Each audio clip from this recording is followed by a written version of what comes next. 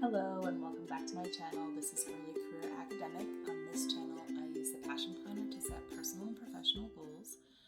I am an academic, I'm a mother, a wife, a planner person, definitely, and also specifically a Passion Planner ambassador. Before I get into what we're doing this week, I just want to say I am a Passion Planner ambassador. There is an affiliate code for products that I mentioned in this video, in the description of this video, and a discount link. I always appreciate it when you use that. I do get a small commission off those sales. It helps support my planning habits. So please use that if you are so moved. And if not, give this video a thumbs up and subscribe if you're not already. So today I'm going to show you how I visualize an ideal week for every semester. I do this activity designed to help me figure out when am I going to have time to do the things that I want to do in a given week. Now that obviously changes every week because my appointments are not consistent every single week, but it gives me an idea of how much time I actually have and what I could potentially accomplish in that week. For this purpose, I flipped to the back pages of the Passion Planner. As you can see, they are blank. There's also, like, later on in the planner, there's these dot grid pages. I don't know if you can see the dots, but they're here. I use those kind of like scrap writing or like brainstorming and stuff like that for videos. For today, I'm going to show you the ideal week. So I have written it out like this so the week will fit on the page. So I'm going to go ahead and flip it so you can see it more easily. I'm trying to get my boobs out of the way. Okay. So first, before I tell you kind of what is in here, and I know this is kind of in a light color, so you may not be able to see everything clearly, I want to say that part of my weekly, like when I set up every week in the planner, part of my ritual that I want to do this semester is consult this ideal week to see, like, okay, when did I say I wanted to do X? And can I do that given the existing commitments I have in a given week? And if not, then maybe I need to shift some stuff around. But really, it's to remind me, like, here's what I thought I wanted to do when I first started the semester, before everything, right? So this just gives me, and really this time it's changed a bit because I am, as I said, taking care of my newborn daughter.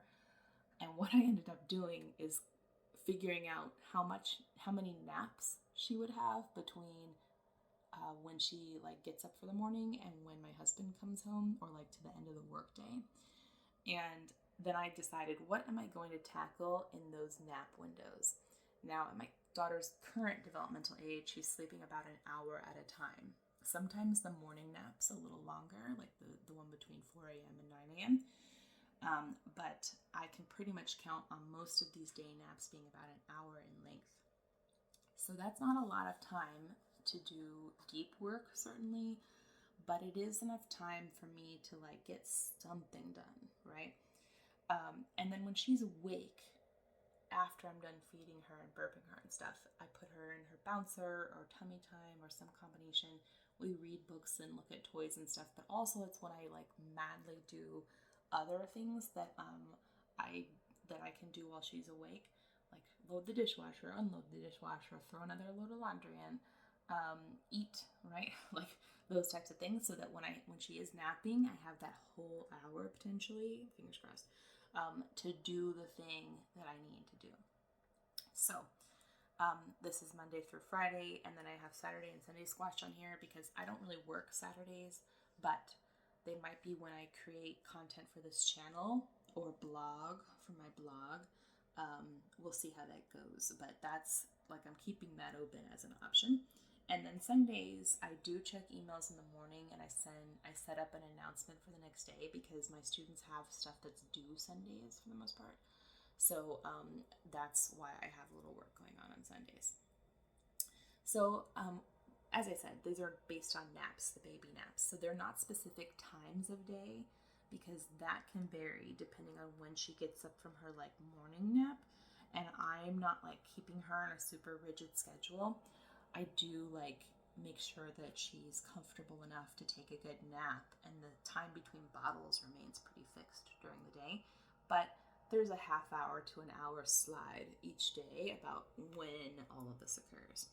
So this is the 4 a.m. to 9 a.m. window is when I need to get dressed and when I need to I'm going to do a workout, like even a 15-minute workout in this window sometime. Eat breakfast.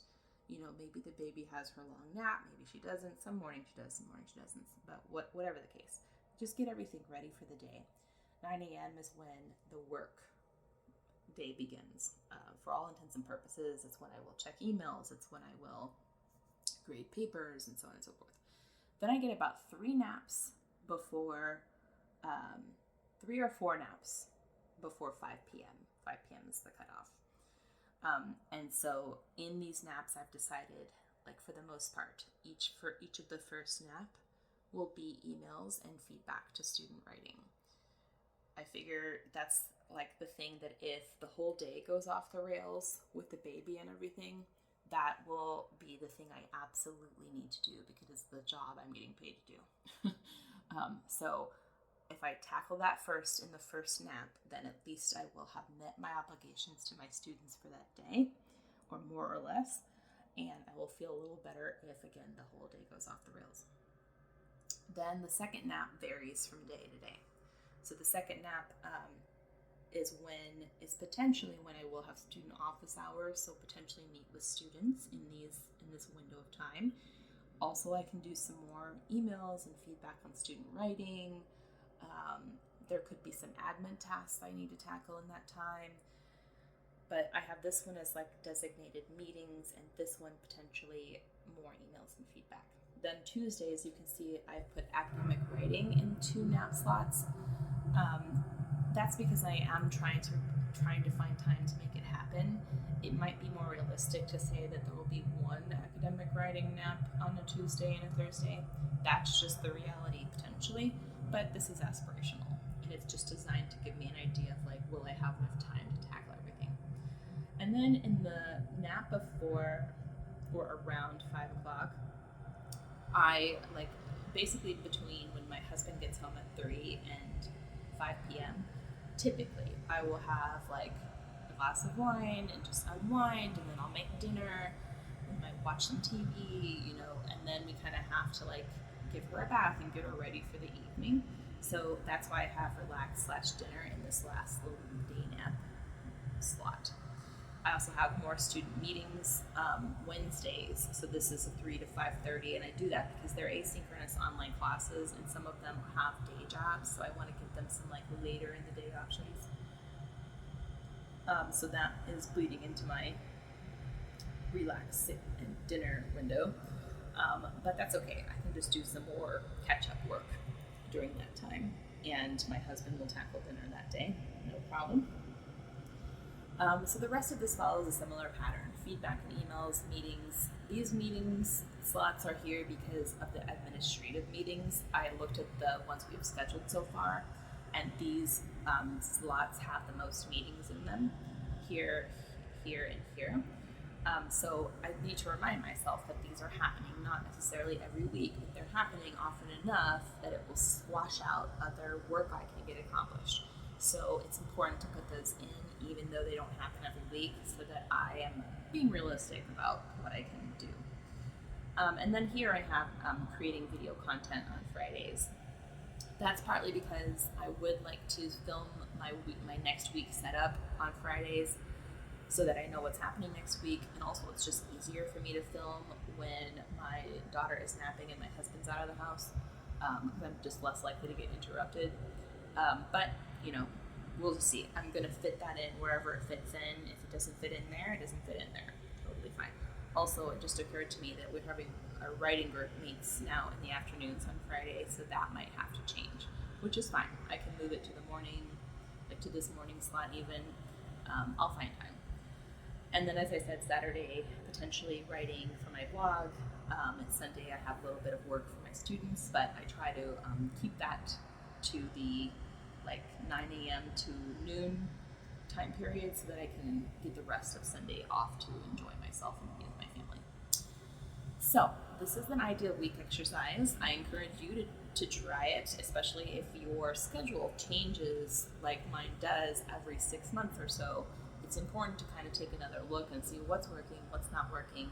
And I'm especially grateful that I have time to do this before the semester starts, because at again, I have a newborn for the first time and I need to squeeze work around her naps. And it just was a useful exercise for me to think, like, how much actual time do I have in a day if she naps on a regularly consistent, or like a relatively consistent basis. And this was useful. It really did help me kind of manage my expectations. This is obviously the kind of nap schedule that a parent dreams of having, and so I know from experience that this is not going to happen every week. But it's useful to me to, even if I delete a nap, to know that I still have time to potentially do my job, to do my meetings, and to do my academic writing. Everything else, and take care of my baby. Everything else can kind of like be shifted around as needed. The other thing I want to throw out just before I finish up this video is she is 3 months old. She turned 3 months yesterday on the day I'm filming this, and she's going to change. You know, that's the one thing you can count on with babies is developmentally they change, they grow, they evolve. Her naps will consolidate, is what I've heard, and she'll sleep longer at night.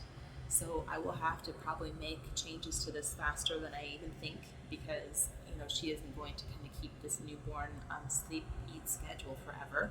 She will start, she'll start kind of staying awake longer, sleeping fewer naps but longer naps, hopefully. So it's just something that I need to keep in mind. I can't be wedded to this, even if she was going to follow this as a schedule. It's going to change because she changes, she grows.